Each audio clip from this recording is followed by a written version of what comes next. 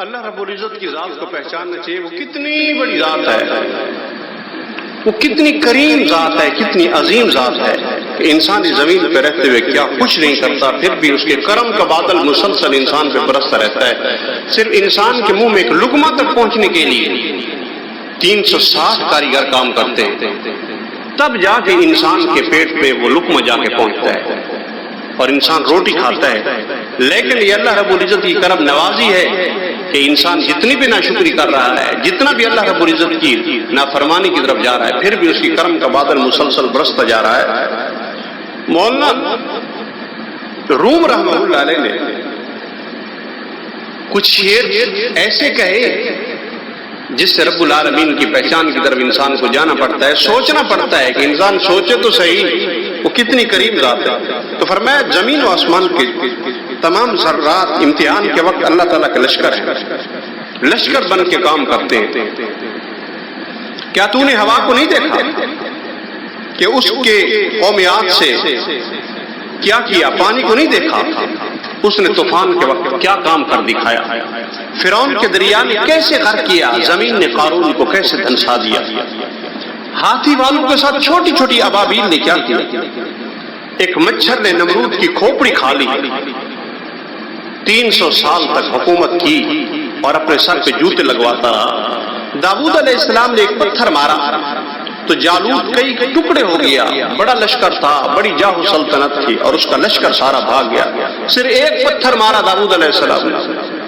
لوط علیہ السلام کے دشمنوں پر پتھر برسے تو آب و سیاہ میں غوطے کھا کر مر گئے، سیاہ پانی میں غوطے کھا کھا کے مر گئے۔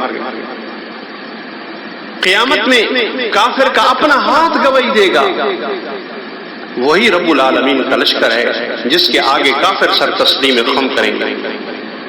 اللہ رب العزت اگر آنکھ کو فرمائے کہ وہ پانی نچوڑ دے تو آنکھ کا درد ہی انسان کو ستیہ ناش کر کے رکھ دے۔ اگر دانتوں کو فرما دے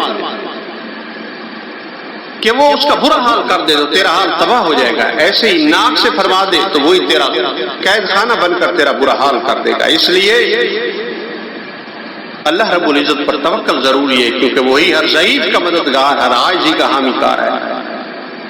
اللہ رب العزت انسان اگر یہ سمجھے کہ میں قابل ہوں اور قابلیت پہ ناز کرے تو یہ کہاں کا قابل؟ اس سے سمجھدار مخلوق اللہ نے بڑی پیدا کی ہے۔ تفسیر روح البیان میں لکھا ہے ریشنی بچہ جن کے 2 روز اسے زمین سے اوپر لٹکائے رکھتی ہے 2 دن تک تاکہ اسے چیونٹیاں نہ کھا جائے۔